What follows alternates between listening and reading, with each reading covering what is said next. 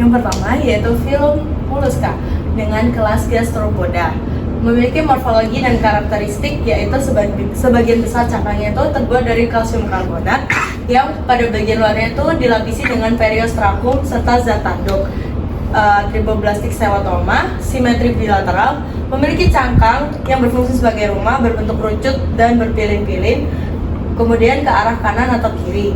Gerakan disebabkan oleh kontraksi-kontraksi otot dimulai dari bagian belakang hingga ke depan.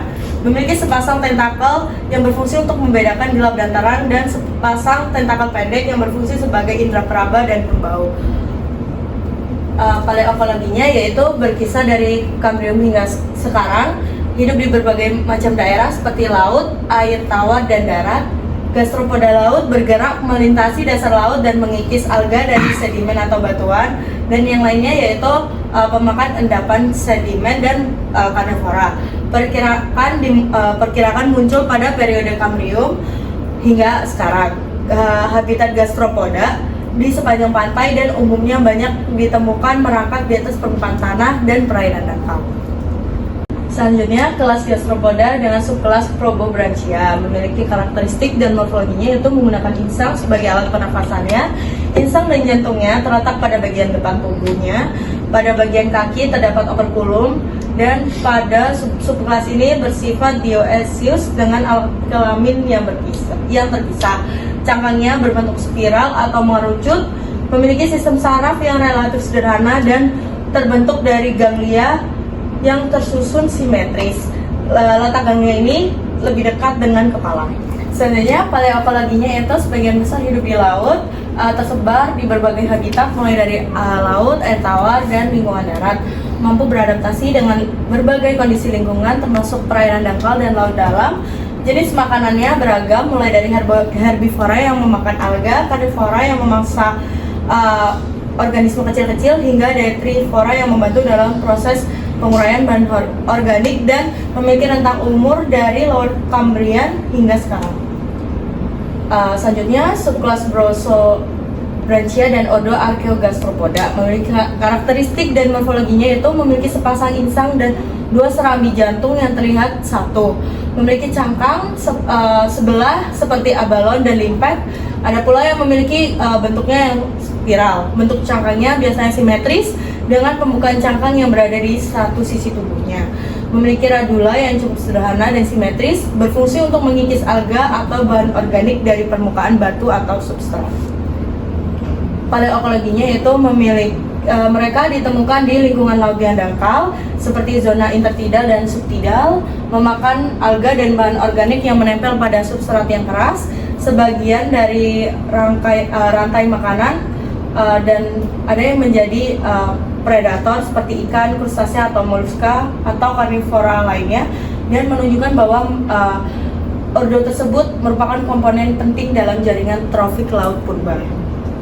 Selanjutnya, ordo Mesogastropoda memiliki karakteristik dan morfologinya yaitu cangkang Mesogastropoda biasanya terbentuk spiral dan cenderung lebih ramping, memiliki spesies yang cangkangnya berwarna cerah-cerah dan bermotif dan mampu berkamuflase. Pembukaan cangkangnya berbentuk bulat atau oval, memiliki penutup yang membantu melindungi tubuh dari predatornya, dan hanya memiliki satu insang dan satu aurikel yang membantu dalam sirkulasi darah. Ini paleontologi dari ordo Mesogastropoda. Dapat ditemukan pada habitat air laut, air tawar, dan beberapa dapat ditemukan di darat, termasuk epifauna serta bergerak bebas pada daerah terumbu karang maupun rumput laut dan bersifat herbivora. Seringkali ditemukan bersama dengan fosil lain dalam sedimen laut dangkal dan sedimen air tawar, memberikan petunjuk tentang kondisi lingkungan setempat dan iklim purba. Selanjutnya, ordo Neogastropoda. Karakteristik dan morfologinya biasanya berbentuk spiral yang ramping atau lebih panjang, dengan bagian ujung cangkang yang runcing. Bentuk ini memberi keuntungan aerodinamis dan memudahkan pergerakan di air. Cangkangnya seringkali memiliki tonjolan lipatan atau duri yang memberikan perlindungan tambahan dari predator. Beberapa spesies memiliki permukaan cangkang yang kasar atau bertekstur, sementara yang lain memiliki pola warna yang dapat membantu dalam kamuflase. Neogastropoda juga memiliki operculum, pelindung cangkang yang menutup rapat bagian dalam saat mereka bersembunyi di dalamnya untuk menghindari ancaman. Paleontologinya sebagian diketahui hidup di air tawar. Spesies yang hidup di laut mencakup zona litoral sampai laut dalam dan bersifat predator. Mampu beradaptasi pada berbagai habitat, biasanya menghuni lingkungan laut dangkal hingga laut dalam. Sering ditemukan dalam formasi batuan yang berasal dari lingkungan terumbu karang, dasar laut, berpasir, atau dasar laut berbatu. Selanjutnya subkelas Opistobranchiata. Karakteristik dan morfologinya memiliki alat pernapasan sama seperti Posobranchia, tetapi ciri yang membedakannya adalah insangnya terletak pada bagian belakang tubuh. Sebagian besar anggota kelompok ini telah kehilangan cangkang mereka sepenuhnya pada tahap dewasa. Memiliki tubuh yang lunak, dan kebanyakan dari subkelas ini memiliki tubuh yang warna-warni, berfungsi sebagai peringatan bagi predator bahwa mereka beracun atau memiliki pertahanan kimia. Organ-organ tubuh seperti insang, anus, dan cangkang berpindah dari posisi atas atau samping ke bagian belakang tubuh.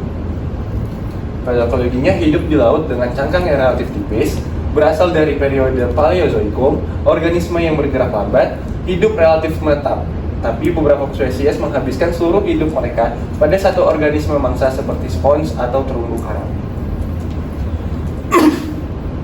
Selanjutnya subkelas Pulmonata.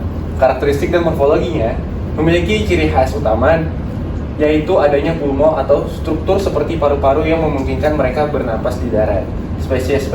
Beberapa spesies Pulmonata yang hidup di air juga memanfaatkan struktur ini, namun beberapa lainnya masih memiliki insang yang primitif.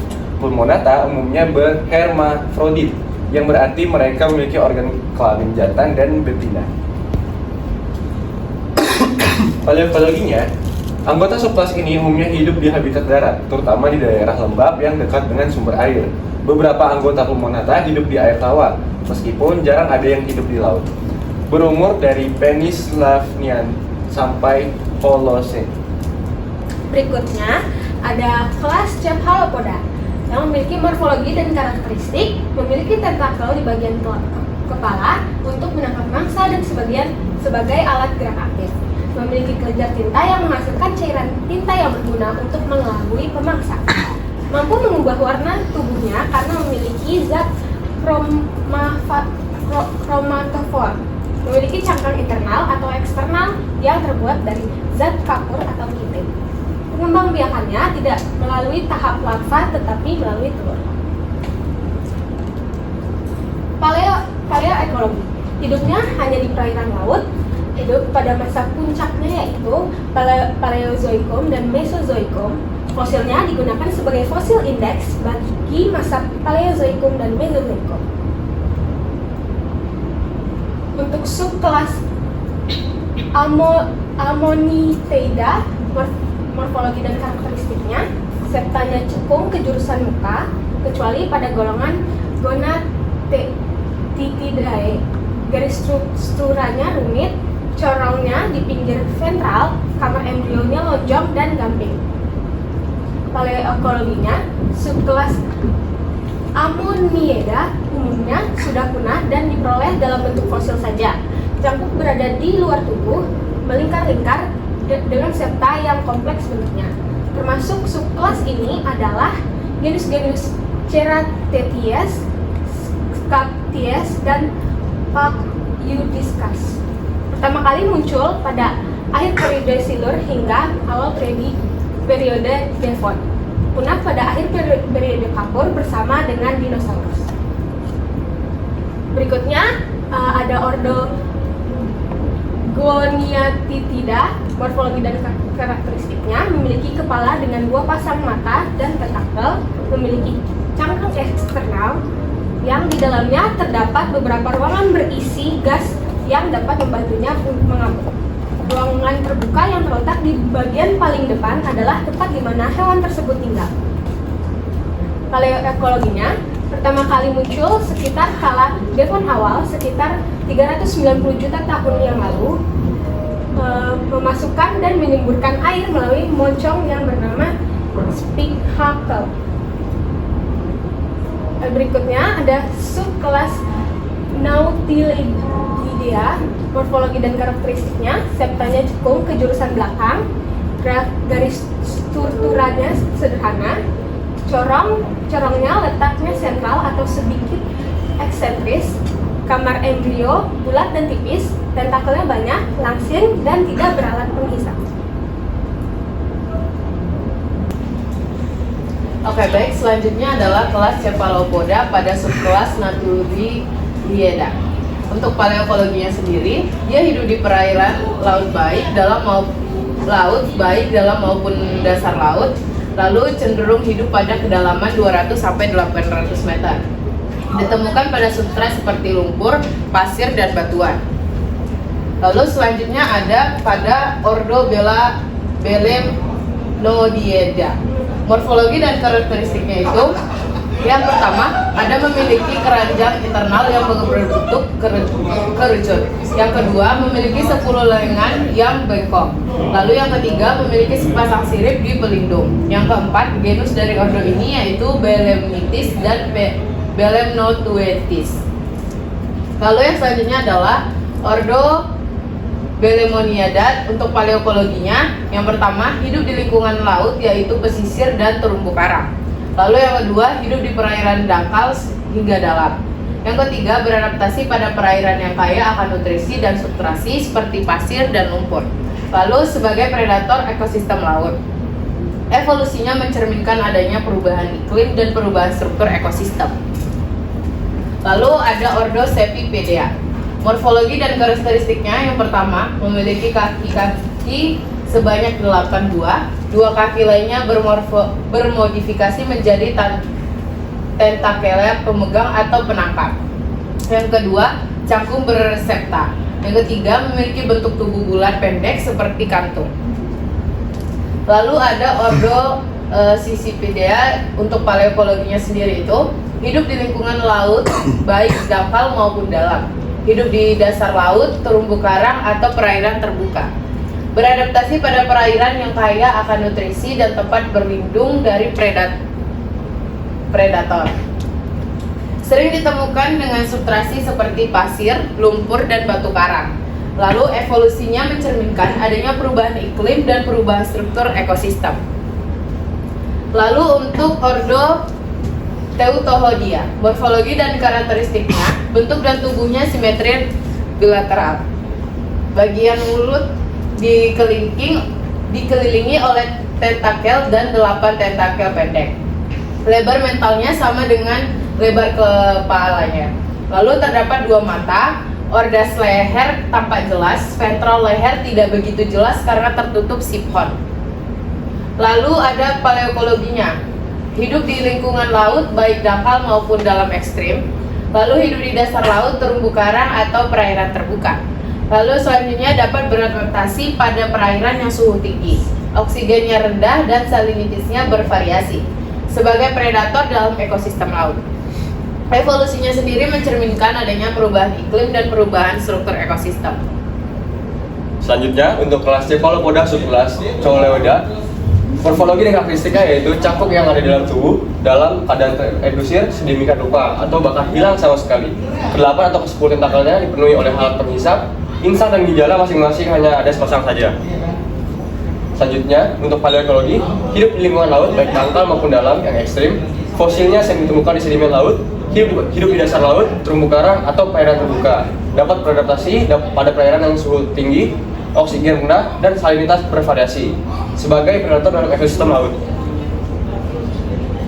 Selanjutnya ada ordo Endocerida, yaitu morfologi dan karakteristiknya terdiri dari cangkang mereka memiliki bentuk yang bervariasi. Ada yang lurus, yang lain melengkung, ada yang panjang, dan yang lain pendek. Beberapa bentuk bercangkang panjang seperti Endoceras mencapai panjang cangkang mendekati 6 meter. Sebagian besar Endocerid pada umumnya berukuran jauh lebih kecil, biasanya kurang dari 1 meter. Panjangnya saat sudah mencapai dewasa. Untuk paleontologinya, hidup di perairan laut baik dangkal maupun dalam, dapat mengapung di berbagai kedalaman sebagai predator ekosistem laut. Evolusinya mencerminkan adanya perubahan iklim dan kondisi laut. Selanjutnya ada ordo Nautilidae. Morfologi dan karakteristiknya yaitu memiliki lebih banyak tentakel dari Cephalopoda lainnya. Jumlahnya bisa mencapai hingga 90 tentakel. Mulutnya seperti paruh burung beok yang terdiri dari 2 rahang. Radula yang luas dan khas memiliki 9 gigi. Untuk paleontologinya, hidup di perairan laut baik dangkal maupun dalam. Fosilnya sering ditemukan di sedimen laut. Evolusinya mencerminkan adanya perubahan iklim dan kondisi laut. Hewan karnivora yang makanannya terdiri dari ikan kecil, kepiting, dan udang dan bangkai hewan laut. Sekian, terima kasih.